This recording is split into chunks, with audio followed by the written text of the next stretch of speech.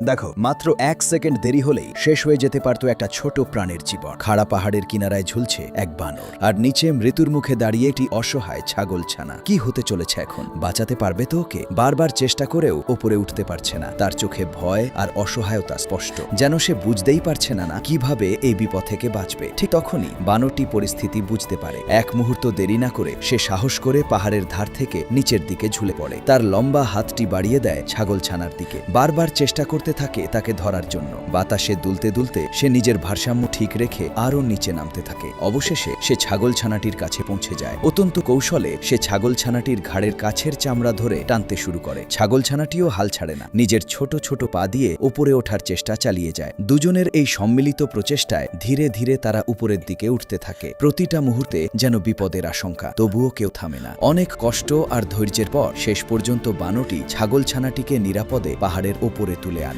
দুজনেই কিছুক্ষণ স্থির হয়ে দাঁড়িয়ে থাকে, যেন তারা বুঝতে পারছে একটি জীবন আরেকটি জীবনের পাশে দাঁড়িয়ে বাঁচিয়ে দিল। প্রকৃতি আমাদের প্রতিনিয়ত অবাক করে। এখানে ভাষা নেই, তবুও আছে অনুভূতি। একটি প্রাণী যখন অন্য একটি প্রাণীর বিপদে পাশে দাঁড়ায়, তখন সেটাই আমাদের সবচেয়ে বড় শিক্ষা দেয়। বিপদে একে অপরের পাশে থাকাই আসল মানবতা।